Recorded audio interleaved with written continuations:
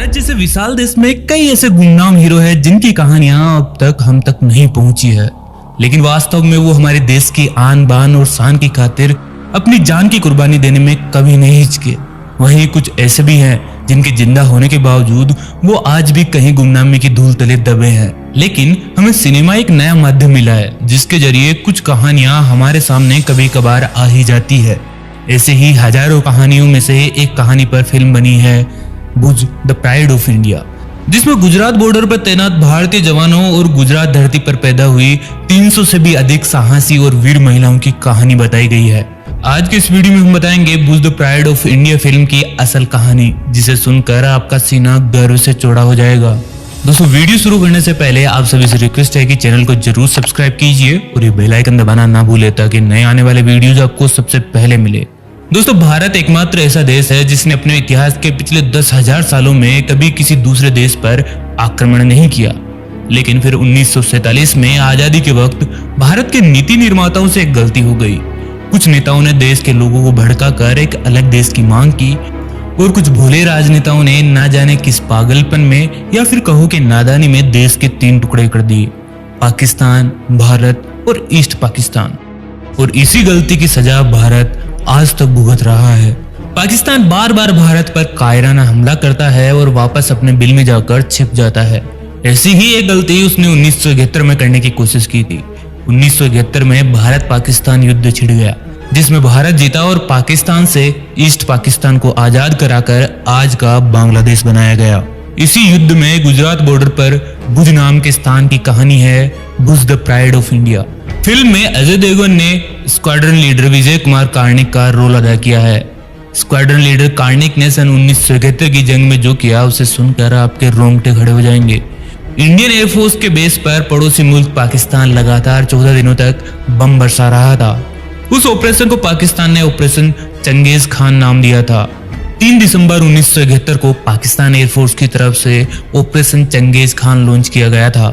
भारत के साथ यह ऑपरेशन युद्ध की शुरुआत था। भारत की वायुसेना दुनिया की सबसे मजबूत वायुसेनाओं में शामिल है। 1965 की जंग भारत ने इसी मजबूत वायुसेना के दम पर जीती थी। पाकिस्तान का प्लान था कि भारत की मजबूती को ही उसकी कमजोरी बना दिया जाए। पाकिस्तान ने सोचा कि क्या हो अगर भारत का एक भी फाइटर प्लेन हवा में उड़ान ना भर पाए। ना तो भारत हवाई हमला कर पाएगा, ना ही युद्ध सामग्री हवाई रास्ते से भारतीय सैनिकों तक पहुंच पाएगी। इसीलिए पाकिस्तान एयरफोर्स ने भारतीय वायुसेना के 11 एयरफील्ड्स को निशाना बनाया था, जिसमें कश्मीर में स्थित संस्थान भी शामिल था। पाकिस्तान एयरफोर्स ने अमृतसर, अंबाला, आगरा, अवंतीपुरा, बीकानेर, हलवारा, जोधपुर, जैसलमेर, पठानकोट, भुज, श्रीनगर और उत्तर तलाई के अलावा अमृतसर स्थित एयर डिफेंस रडार्स और फरीदकोट में भी हमला किया था। उस समय तत्कालीन प्रधानमंत्री इंदिरा गांधी ने देश के नाम अपने संबोधन में युद्ध की घोषणा कर दी थी। पाकिस्तान ने सोचा था कि भारत की सभी एयरफील्ड्स को निस्ते नाबूद कर दिया जाए। कई जगहों पर हमले के साथ पाकिस्तान ने गुजरात के कच्छ में स्थित भुज के रुद्रमाता एयरफोर्स बेस पर भी हमला बोला था। पाकिस्तान एयरफोर्स ने इस एयरबेस पर 14 दिनों तक 35 बार हमला किया। हमले में उसने 92 बमों और 22 रॉकेट्स को दागा। इस तरह पाकिस्तान अपनी योजना में कुछ हद तक सफल भी हुआ और पाकिस्तान ने जो सोचा वो हो भी रहा था। लेकिन जो भारतीयों ने किया उसकी कल्पना पाकिस्तान ने अपने सपने में भी नहीं की थी। इस एयरबेस की कमान स्क्वाड्रन लीडर विजय कुमार कार्णिक के हाथों में थी। विजय कुमार कार्णिक 1962 में भारतीय वायुसेना में नियुक्त हुए थे। 1971 आते आते उन्होंने 1965 की जंग देख ली थी और उनके लिए युद्ध कोई नई बात नहीं थी। 8 दिसंबर 1971 की रात पाकिस्तान ने सेबर जेट के 8 स्क्वाड्रन भेजे और भुज एयरबेस पर 14 नापलाम बम गिरा दिए, जिससे भारतीय वायुसेना की हवाई पट्टी तहस नहस हो गई। युद्ध के बीच एयरबेस वापस चालू करना जरूरी था। उसके लिए हवाई पट्टियों की मरम्मत की आवश्यकता थी, लेकिन युद्ध की उस स्थिति में टाइम कम था और मरम्मत करने वाले वर्कर भी थोड़े से थे। जंग के माहौल में उस रात विजय कुमार कार्णिक के धैर्य और शातिर दिमाग की परीक्षा थी। उन्होंने हवाई पट्टी की मरम्मत के काम के लिए स्थानीय लोगों की मदद लेने का फैसला किया और उन्होंने भुज के माधापर गांव की 300 से भी ज्यादा महिलाओं को इस काम को करने के लिए मना लिया।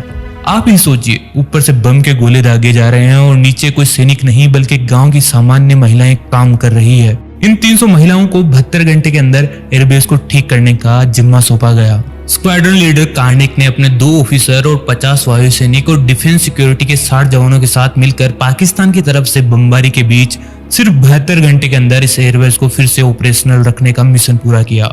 एयरफील्ड पूरी तरह नष्ट हो चुकी थी, लेकिन स्क्वाड्रन लीडर विजय कार्णिक के नेतृत्व में फिर से तैयार हो चुकी थी, जिससे ऑफिसर्स और जवानों को लेकर आ रही फ्लाइट सुरक्षित तरीके से लैंड हो सकी थी।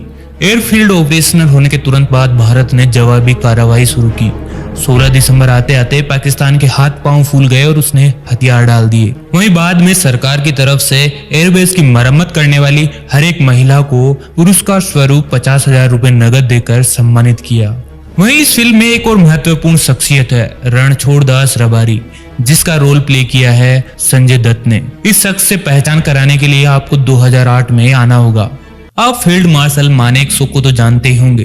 वो 1971 भारत पाकिस्तान की जंग के दौरान भारत के चीफ ऑफ आर्मी स्टाफ थे। वो इंडियन आर्मी के पहले ऑफिसर थे जिन्हें फील्ड मार्शल की रैंक से नवाजा गया था। 2008 में field marshal Manekshaw Wellington hospital Tamil Nadu में भर्ती थे। वो बेहद ही ज्यादा बीमार थे। अर्धमूर्छित अवस्था में वो फिर भी एक नाम अक्सर लेते रहते थे, पागी। डॉक्टरों से भी रहा नहीं गया और आखिरकार उन्होंने एक दिन पूछ ही लिया, sir who is the Pagi? Same साहब ने खुद ही ब्रीफ किया। 1971 की वॉर में भारत युद्ध जीत चुका था। जनरल मानेकशॉ ढाका में थे। आदेश दिया गया कि पागी को बुलवाओ, डिनर आज उनके साथ ही करूंगा। हेलीकॉप्टर भेजा गया। हेलीकॉप्टर पर सवार होते समय पागी की एक थैली नीचे रह गई, जिसे उठाने के लिए हेलीकॉप्टर वापस उतारा गया। अधिकारियों ने नियम अनुसार हेलीकॉप्टर में रखने से पहले थैली को खोलकर देखा तो देखकर दंग रह गए। उसमें 2 रोटी, प्याज और बेसन का एक पकवान भरा था। डिनर में एक रोटी सेम साहब ने खुद खाई, दूसरी पागी ने।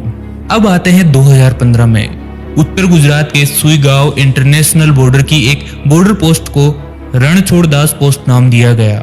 यह पहली बार हुआ जब किसी आम आदमी के नाम पर सेना की कोई पोस्ट हो और साथ ही उसकी मूर्ति भी लगाई गई हो। पागी का अर्थ होता है मार्गदर्शक, अर्थात वो व्यक्ति जो रेगिस्तान में रास्ता दिखाए। रणछोड़ दास रबारी को जनरल सेम मानेकशॉ इसी नाम से बुलाते थे। रणछोड़ दास गुजरात के बनासकांठा जिले के पाकिस्तान की सीमा से सटे गांव पेथापुर गथड़ो के निवासी थे। वो भेड़, बकरी और ऊंट पालन का काम करते थे। उनके जीवन में बदलाव तब आया जब उन्हें 58 वर्ष की आयु में बनासकांठा के पुलिस अधीक्षक वनराज सिंह झाला ने उन्हें पुलिस के मार्गदर्शक के रूप में रख लिया। उनमें हुनर इतना था कि ऊंट के पैरों के निशान देखकर ही बता देते थे कि उस पर कितने आदमी सवार हैं। इंसानी पैरों के निशान देखकर वजन से लेकर उम्र तक का अंदाजा लगा लेते थे। कितनी देर पहले का निशान है और कितनी दूर तक गया होगा, सब एकदम सटीक आंकलन, जैसे कोई कंप्यूटर गणना कर रहा हो। 1965 के युद्ध के आरंभ में पाकिस्तानी सेना ने भारत के गुजरात में कच्छ सीमा पर स्थित विदकोट पर कब्जा कर लिया। इस मुठभेड़ में लगभग 100 भारतीय सैनिक हताहत हो गए थे और भारतीय सेना की एक 10,000 सैनिकों वाली टुकड़ी को 3 दिन में छारकोट पहुंचना आवश्यक था। तब आवश्यकता पड़ी थी पहली बार रणछोड़ दास पागी की।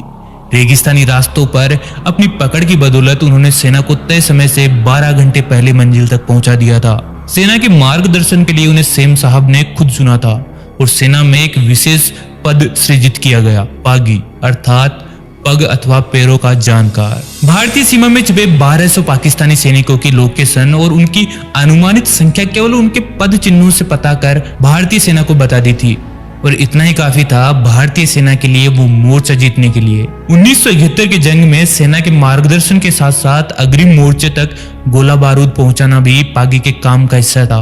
पाकिस्तान के पालीनगर शहर में जो भारतीय तिरंगा फहराया था, उस जीत में पागी की अहम भूमिका थी। सेम साहब ने स्वयं 300 रुपए का नगद पुरस्कार अपनी जेब से दिया था पागी साहब को। पागी को 3 सम्मान भी मिले 65 और 71 के युद्ध में उनके योगदान के लिए, संग्राम पदक, पुलिस पदक और समर सेवा पदक। 27 जून 2008 को सेम मानेकशॉ का देहांत हो गया और 2009 में पागी ने भी सेना से स्वैच्छिक सेवानिवृत्ति ले ली। तब पागी की उम्र 108 वर्ष थी। जी हाँ, आपने सही सुना, 108 वर्ष की उम्र में स्वैच्छिक सेवानिवृत्ति। और सन 2013 में 112 वर्ष की आयु में पागी का निधन हो गया। पागी का किरदार संजय दत्त निभा रहे हैं और 300 महिलाओं का नेतृत्व करने वाली महिला का किरदार सोनाक्षी सिन्हा निभा रही है, जबकि एक भारतीय जासूस का किरदार निभा रही है नूरा फतेही। दोस्तों, आप क्या कहते हैं भारत के इन वीर सपूतों के बारे में?